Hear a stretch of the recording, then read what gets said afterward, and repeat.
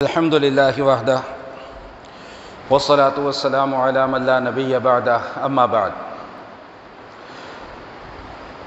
گزشتہ نشست میں اس عنوان پر گفتگو مکمل کی گئی تھی کہ سورہ مومن کے اندر اللہ جل شانہ نے جہاں پر توحید کا ذکر فرمایا ہے، شرک کا ابطال فرمایا ہے، اس کے ساتھ ساتھ اللہ تعالیٰ نے جس مضمون کو ذکر فرمایا کہ وہ یہ کہ فادعوا اللہ مخلصین لہ الدین ولو کرہ الکافرون، کہ اللہ تعالیٰ کی عبادت کرو اخلاص کے ساتھ۔ اور اخلاص کا معنی ذکر کر دیا تھا کہ اخلاص کا معنی ہر وہ عمل جس کے اندر کسی قسم کی کوئی ملاوٹ اور آمیزش نہ ہو۔ تو اللہ کی عبادت اخلاص کے ساتھ کرنے کا مطلب یہ ہے کہ اللہ کی عبادت کے اندر شرک کی آمیزش نہ ہو۔ اور جو اہم ترین نقطہ جس پر بات ختم ہوئی تھی کہ ولو کرہ الکافرون، چاہے کسی کو اچھا لگے نہ لگے، تمہارے ذمے اللہ کی عبادت کرنا ہے۔ اور میں نے عرض کیا تھا کہ یہیں سے گفتگو کا آغاز کروں گا۔ قرآن کریم میں سورہ احزاب کے اندر بھی یہ مضمون بیان ہوا ہے کہ وَمَا كَانَ لِمُؤْمِنٍ وَلَا مُؤْمِنَةٍ إِذَا قَضَى اللَّهُ وَرَسُولُهُ أَمْرًا أَن يَكُونَ لَهُمُ الْخِيَرَةُ مِنْ أَمْرِهِمْ، کہ جب اللہ اور اللہ کے نبی صلی اللہ علیہ وآلہ وسلم کسی بات کا کوئی فیصلہ فرما دیں تو اس کے بعد پھر میرے اور آپ کے پاس کوئی اختیار باقی نہیں رہتا کہ میں یہ کام کروں یا نہ کروں۔ جب کسی مسئلے میں اللہ کا حکم آ جائے یا اللہ کے نبی کا حکم آ جائے کہ بھئی تم نے یہ کام کرنا ہے، تو پھر اس کے بعد کوئی آپشن نہیں رہتی کہ یہ کرنا چاہیے یا نہیں کرنا چاہیے، وہ بہرحال وہ کام ہمیں کرنا پڑے گا۔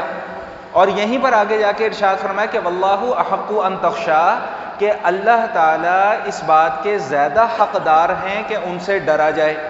اب میں ایک حدیث ساتھ اور ملاتا ہوں، پھر یہ مفہوم واضح ہو جائے گا کہ حضور اقدس صلی اللہ علیہ وآلہ وسلم فرماتے ہیں کہ قیامت والے دن اللہ تعالیٰ ایک بندے کو بلائیں گے اور ارشاد فرمائیں گے کہ فلاں وقت میں فلاں موقع پر تیرے پاس اختیار تھا کہ تو حق بات بول سکتا تھا، لیکن تو نے حق بات بولی نہیں، وہاں پر حق کو چھپا گیا۔ کیوں؟ حالانکہ اللہ سب جانتے ہیں کہ اس نے کیوں چھپایا۔ تو وہ بندہ یہ جواب دے گا کہ یا اللہ، لوگوں کے ڈر کی وجہ سے، لوگوں کی مخالفت کی وجہ سے میں حق بیان نہیں کر سکا۔ تو اللہ تعالیٰ اس موقع پہ یہ بات ارشاد فرمائیں گے کہ میں زیادہ اس بات کا حقدار تھا کہ تو مجھ سے ڈرتا۔ آج ہمارے معاشرے کی بالکل یہی حالت ہے، بالکل یہی کیفیت ہے کہ ہم لوگ حق بات بیان نہیں کرتے۔ کیوں؟ لوگ ناراض ہو جائیں گے، لوگ کیا کہیں گے، خاندان میں ناک کٹ جائے گی، اگر میں رسم و رواج کے اوپر عمل نہیں کروں گا تو خاندان والے برا مان جائیں گے، رشتہ دار برا مان جائیں گے، دوست احباب برا مان جائیں گے۔ حالانکہ نبی کریم علیہ الصلوۃ والتسلیم کا واضح ارشاد موجود ہے کہ لا طاعت لمخلوق فی معصیت الخالق، کہ جہاں پر اللہ کا حکم ٹوٹ رہا ہو، اللہ کی نافرمانی ہو رہی ہو، وہاں پر مخلوق کی بات کو ماننا جائز نہیں ہے۔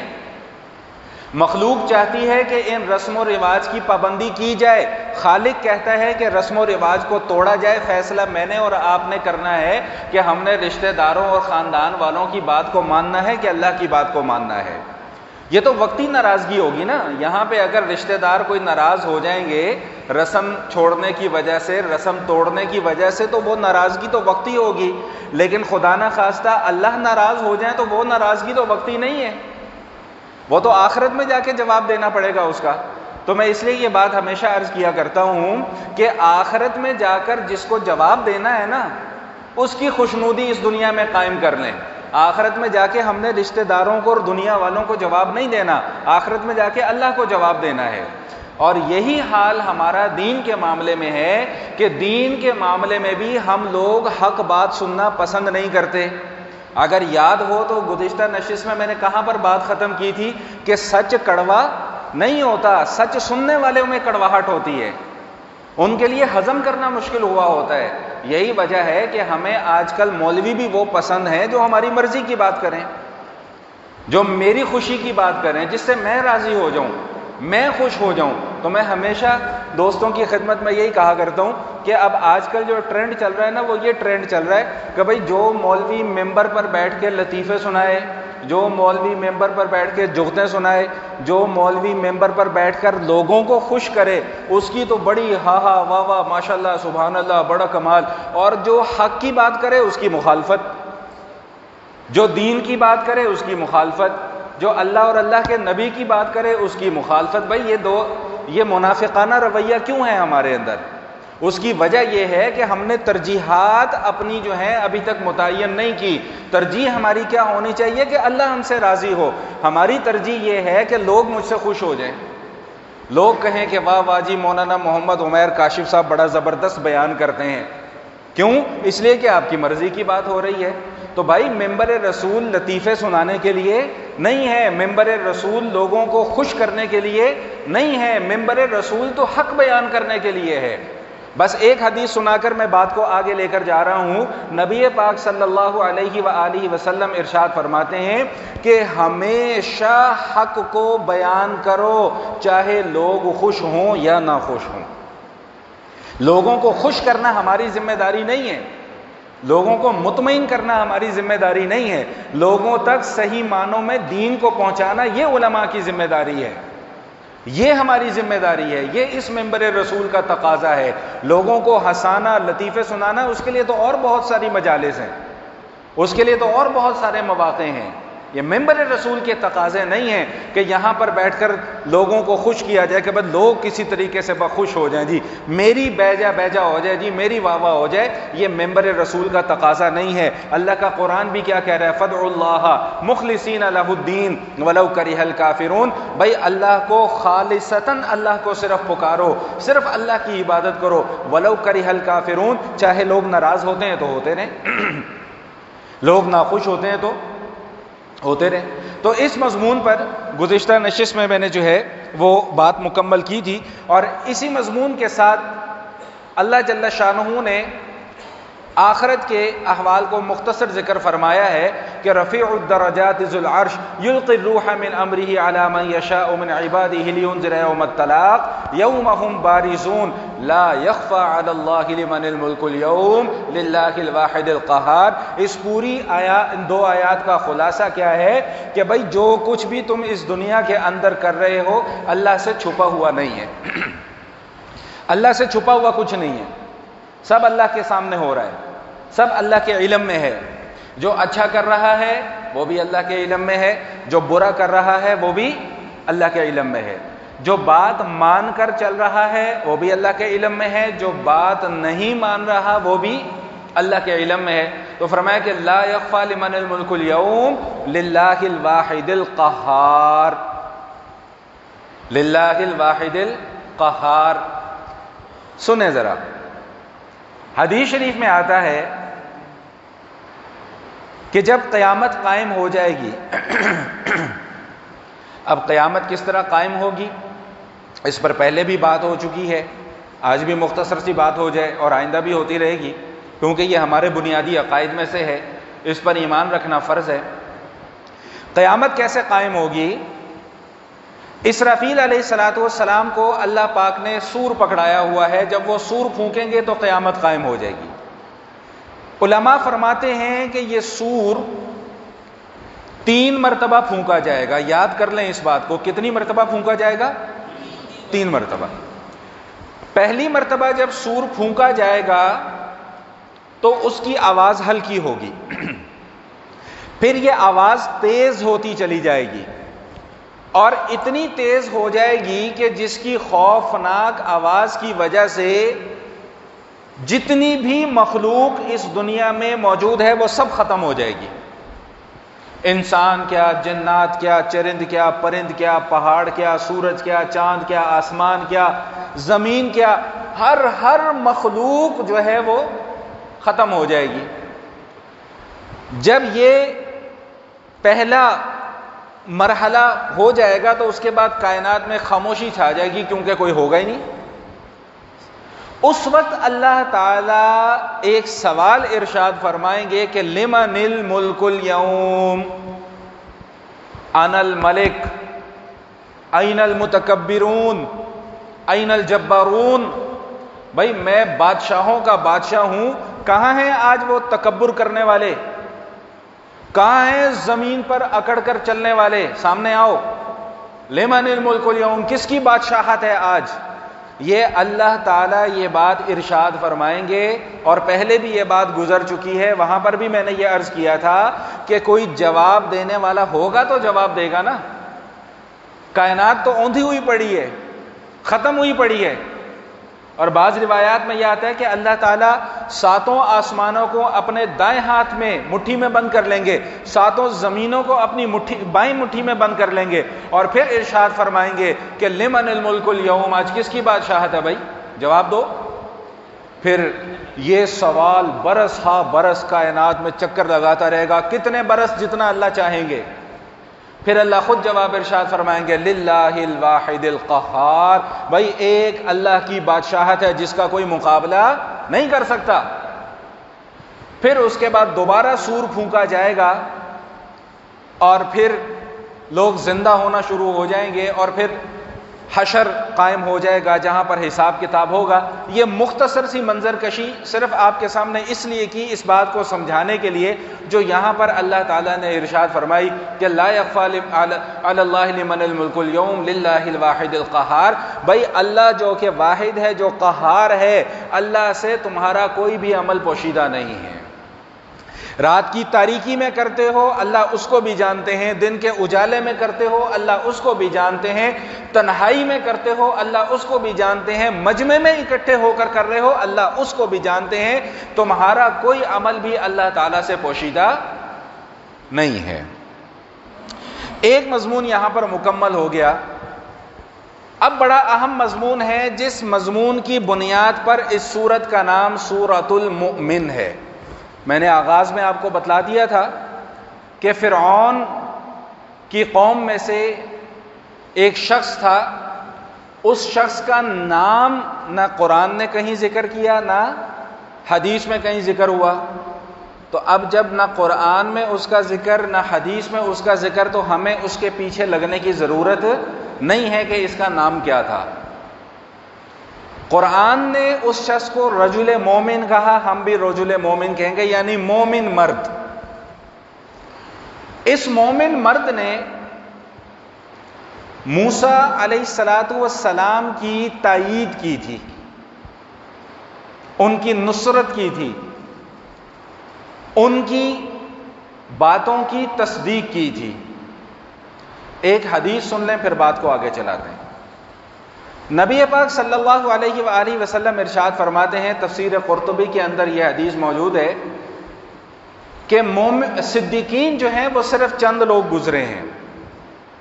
کیا بھائی؟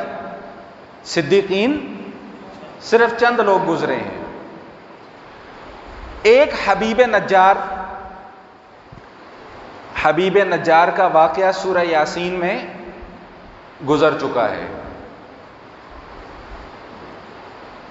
دوسرا یہ رجل مومن جس کا تذکرہ آج آیا، اور تیسرا نبی پاک صلی اللہ علیہ وآلہ وسلم نے ارشاد فرمایا کہ ابو بکر صدیق ہیں رضی اللہ تعالیٰ عنہ، اور فرمایا کہ ان تینوں میں سب سے افضل جناب سیدنا صدیق اکبر رضی اللہ تعالیٰ عنہ ہیں۔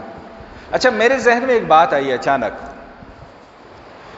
کہ ان تینوں کو نبی کریم علیہ الصلاۃ والتسلیم نے صدیقین میں کیوں شمار فرمایا؟ آپ سورہ یاسین میں حبیب نجار کا واقعہ پڑھ لیں، اس نے بھی اللہ کے بھیجے ہوئے رسولوں کی مدد کی، ان کی تائید کی، ان کی گفتگو کی تصدیق کی کہ جو یہ باتیں کر رہے ہیں بالکل سچ کر رہے ہیں، تم ان کی بات مان لو۔ رجل مومن کا واقعہ بھی آپ کے سامنے میں بیان کروں گا، اس میں بھی اس شخص نے بھی وقت کے نبی جناب سیدنا موسیٰ علیہ السلام کی باتوں کی تصدیق کی اور اپنی قوم کو آمادہ کیا کہ تم ان کے پیچھے چلو، ان کی بات کو مان لو۔ اور جناب سیدنا صدیق اکبر رضی اللہ تعالیٰ عنہ نے بھی جناب نبی کریم علیہ الصلاۃ والتسلیم کی باتوں کی تصدیق کی تھی، ان کی تائید کی تھی، ان کی نصرت فرمائی تھی۔ اس لیے اللہ کے نبی صلی اللہ علیہ وآلہ وسلم نے ارشاد فرمایا کہ یہ تین لوگ جو ہیں یہ صدیقین میں شمار ہوں گے۔ ایک جملہ عرض کروں گا پھر بات کو آگے چلاؤں گا۔ نبی پاک صلی اللہ تعالی علیہ وآلہ وسلم کے اس دنیا سے تشریف لے جانے کے بعد قیامت کی صبح تک کوئی نیا نبی، زور سے بولیں گے، کوئی نیا نبی نہیں آئے گا۔ نبی تو آئے گا نہیں، لیکن دین جاری رہے گا۔ اور دین کس طرح جاری رہے گا کہ اللہ تعالیٰ اہل علم حضرات کو اس دنیا میں بھیجتے رہیں گے، علماء کرام کو اس دنیا میں بھیجتے رہیں گے۔ تو اس حدیث اور قرآن کی آیت کی روشنی میں صرف یہ جملہ عرض کر کے پھر بات کو آگے چلا رہا ہوں کہ علماء کی اگر مدد نہیں کر سکتے، تائید نہیں کر سکتے، تو ان کی مخالفت بھی مت کیجیے۔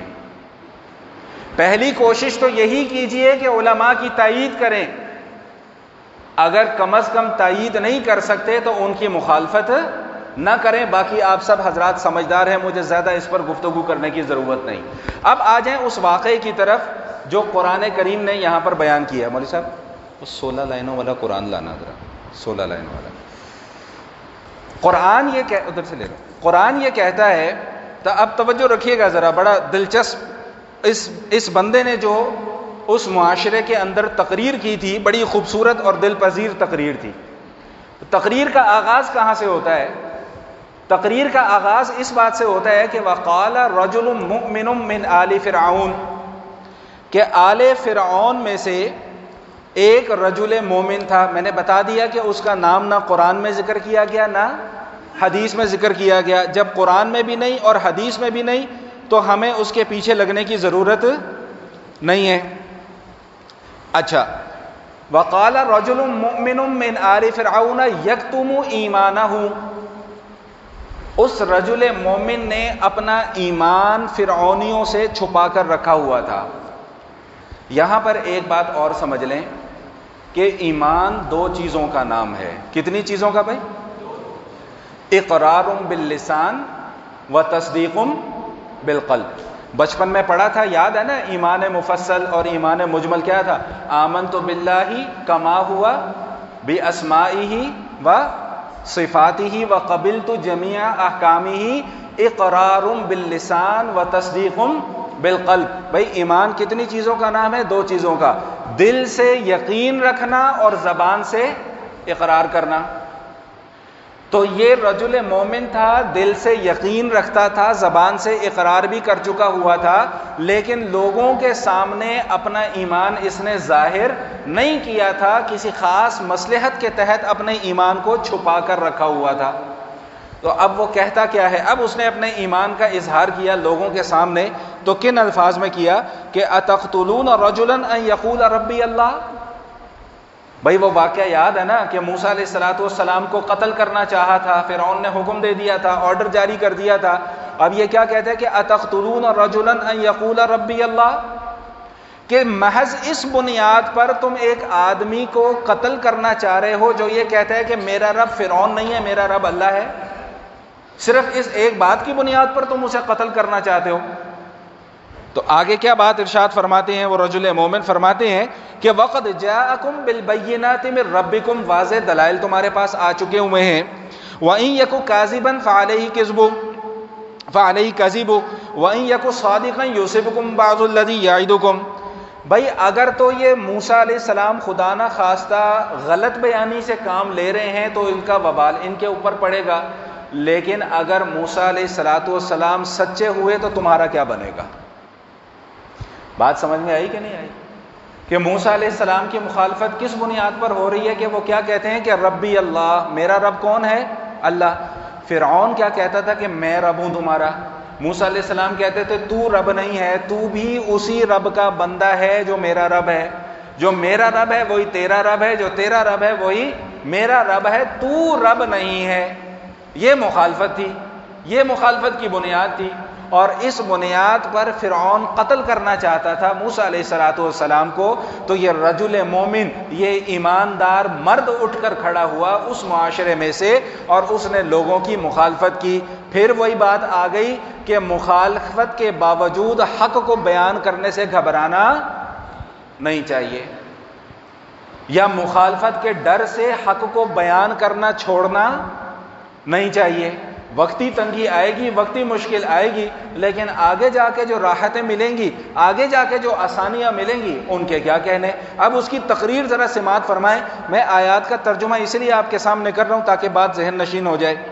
یا قوم لکم الملک اليوم ظاہرین فی الارض فمن ینصرنا من بأس اللہ ان جاءنا، کہ اے میری قوم، ظاہری طور پہ تو ابھی غلبہ تمہارے پاس ہے، لیکن اگر اللہ کا وبال تم پر مسلط ہو گیا پھر تمہاری مدد کون کرے گا؟ سمجھ آ رہی بات کہ نہیں آ رہی؟ کہ جب اللہ کی پکڑ آ گئی تو پھر تم اس پکڑ سے بچ کر کیسے نکلو گے؟ اللہ کی پکڑ سے بچ کر نکلنے کا کوئی راستہ نہیں ہے. قال فرعون ما اریکم الا ما ارا وما اہدیکم الا سبیل الرشاد. طاقتور جو ہوتا ہے نا، طاقتور، اس کا ایک رویہ ہمیشہ سے رہتا ہے کہ وہ دوسروں کے اوپر اپنی دھونس جماتا ہے، کمزور کے اوپر اپنی دھونس جماتا ہے. طاقتور کا ہمیشہ سے یہ رویہ. تو فرعون کیا کہتا ہے کہ بھئی میں جو سمجھ رہا ہوں وہ درست ہے. یہ میں جو ہے نا، میں یہ بڑی تباہ کن قسم کی چیز ہے.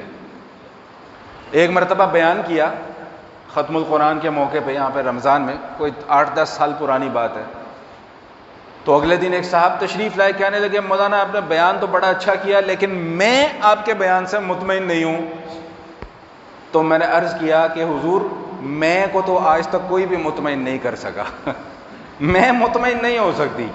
جہاں پر میں آ جائے تو یہی حال فرعون کا تھا. وہ کہتا ہے جو میں سمجھ رہا ہوں نا وہ بات ٹھیک ہے، جو تم کر رہے ہو وہ بات غلط ہے. اب آگے سنیے وہ رجل مومن کیا کہتا ہے. وقال الذی آمن یا قوم انی اخاف علیکم مثل یوم الاحزاب. تو وہ جو رجل مومن تھا اس نے اپنی قوم سے کہا کہ اے میری قوم، جو پچھلی امتوں پر اللہ کا عذاب آ چکا ہے، میں تمہیں اس عذاب سے ڈرا رہا ہوں، میں تمہیں اس عذاب سے ڈرا رہا ہوں. اب اس رجل مومن نے اللہ کی رحمت بیان نہیں کی، اللہ کا عذاب بیان کیا. تو معلوم یہ ہوا کہ دین کی تدریس کے لیے، دین کی تعلیم کے لیے، دین کی ترویج کے لیے جہاں ترغیب کا پہلو اختیار کرنے کی ضرورت ہے، وہاں پر ترہیب کا پہلو بھی اختیار کرنے کی ضرورت ہے. جہاں پہ اللہ کی رحمت کو بیان کرنا ضروری ہے، وہیں پر اللہ کے عذاب اور اللہ کی پکڑ کو بیان کرنا بھی ضروری ہے. اس نے محبت کے پاٹ نہیں پڑھائے کہ نہیں فرعون کو جا کے گلے لگا لو، فرعون سے محبت کرو، فرعون کو اپنے پہلو میں لا کر بٹھا لو، شاید وہ تمہاری بات سن لے. نہ، اس نے کہا یہ بات غلط کر رہا ہے، اللہ کے عذاب سے ڈرو. مثل دأب قوم نوح وعاد وثمود، جس طرح قوم نوح پر اللہ کا عذاب آیا، جس طرح قوم عاد پر اللہ کا عذاب آیا، جس طرح قوم سمود پر اللہ کا عذاب آیا. مجھے ڈر لگتا ہے کہ کہیں اسی طرح کا عذاب تم پر مسلط نہ کر دیا جائے. اب یہ اس کی تقریر چل رہی ہے. یوم تبل ویا قوم انی اخاف علیکم یوم التناد. اے میری قوم، میں تمہیں چیخو پکار والے دن سے ڈرا رہا ہوں. یہ چیخو پکار کا دن کون سا ہوگا بھائی؟ یہ چیخو پکار کا دن قیامت کا دن ہوگا. حدیث شریف میں آتا ہے بھائی میری تقریریں ایسی ہوتی ہیں، آپ کو نیند آ رہی ہے تو اب اس کا میرے پاس کوئی حل نہیں ہے. جس کو نیند آ رہی ہے وہ جا کے وضو کر کے آ جائے. اب میں آپ کو یہاں پہ لچھے دار تقریریں یا ٹک ٹاکر مولویوں والی تقریریں نہیں سنا سکتا میں یہاں پہ آپ کو، کیونکہ ممبر رسول کے یہ تقاضے نہیں ہے. جن کو نیند آ رہی ہے وہ جا کے وضو کر آئیں. بلا وجہ میری بھی توجہ خراب ہوتی ہے، ناراضگی علیحدہ ہوتی ہے، پھر باتیں ہوتی ہیں کہ جی مول صاحب یہ ہو گئے تو مول صاحب وہ ہو گئے. آدھے گھنٹے کے لیے آئے ہو، ذرا ہوشیار ہو کے بیٹھ جاؤ، تھوڑی سی بات سن لو، بعد میں جا کے باہر گھر جا کے سو جانا، جتنی مرضی جا کے نیند پوری کر لینا.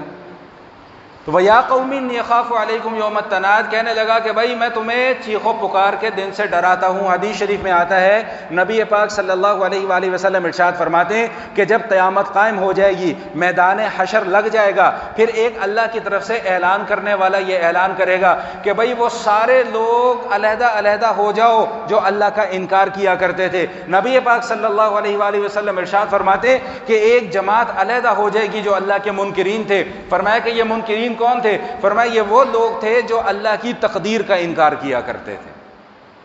اللہ کی تقدیر کا انکار کرنے والے علیحدہ ہو جائیں گے۔ پھر اس کے بعد اہل جنت کو علیحدہ کر دیا جائے گا، اہل دوزخ کو علیحدہ کر دیا جائے گا، ان کی آپس میں بات چیت ہوگی، مکالمہ ہوگا، تو یہاں کیسے، تو وہاں کیسے۔ مکالمہ قرآن کریم میں سورہ اعراف میں بھی گزر چکا ہے، اور بھی کئی مقامات پر میں پہلے اس موضوع پر بیان کر کے آ چکا ہوں۔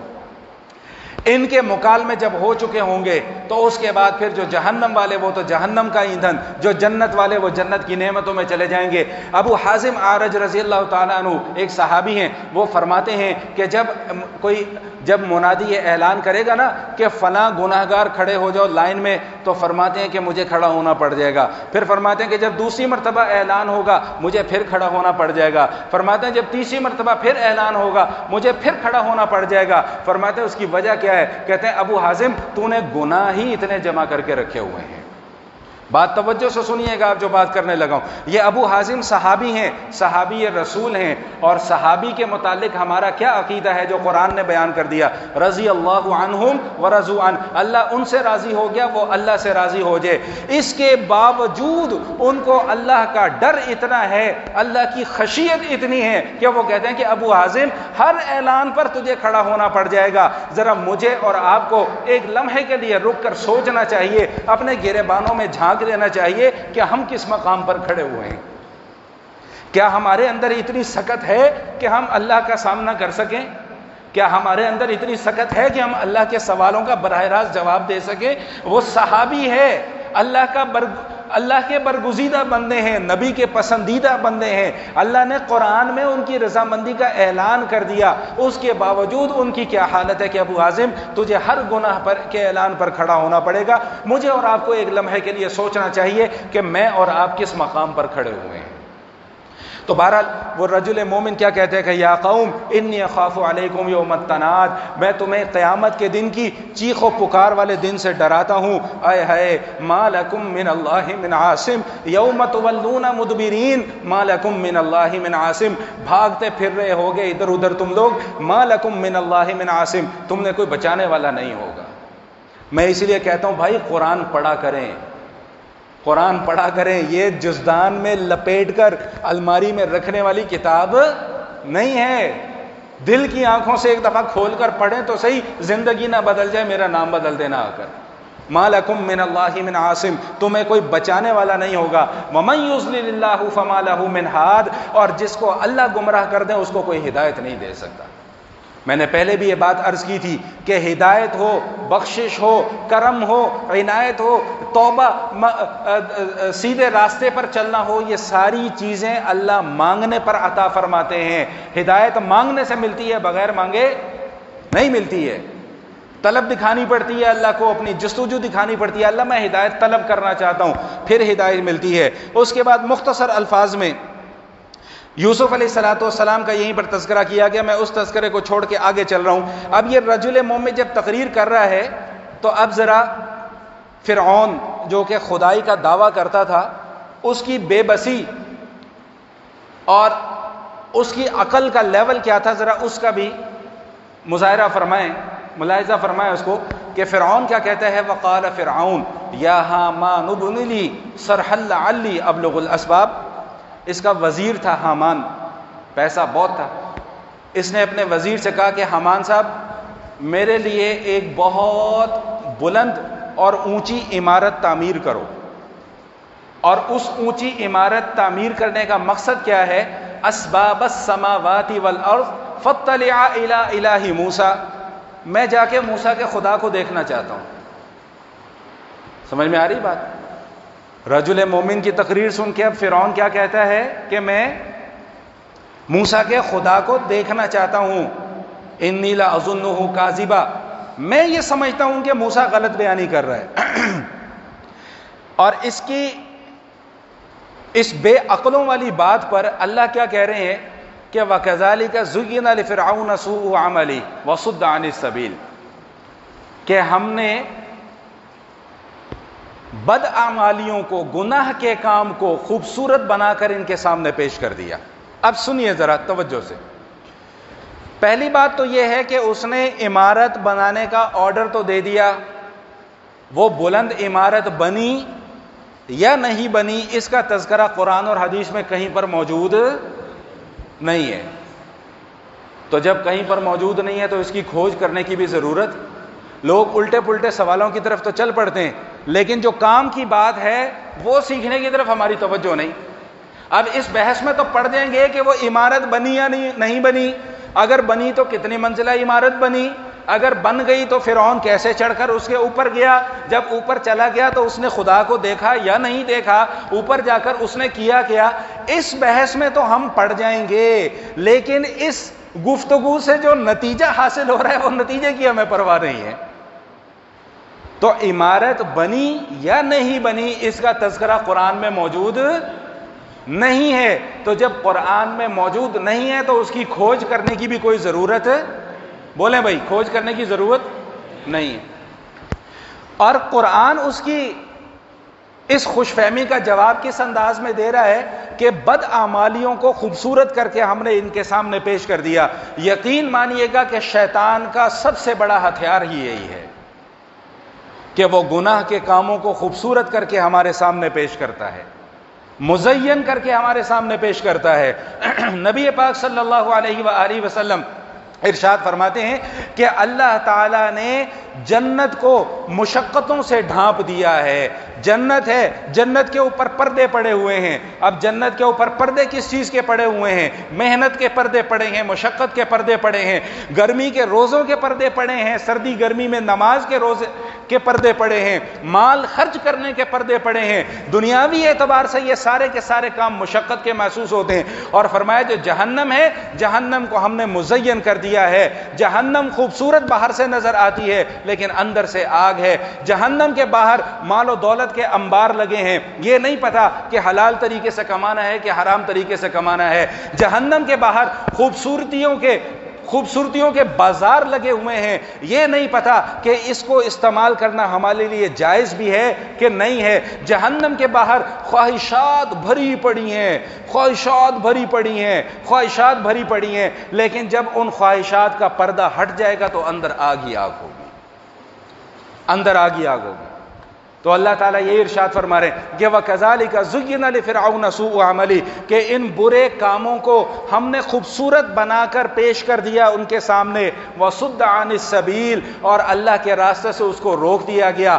آخری بات کر کے بات کو ختم کر رہا ہوں، یاد رکھیے گا، پھر اسی جملے کو میں دہرا رہا ہوں کہ ہدایت مانگنے سے ملتی ہے، بن مانگے نہیں ملتی۔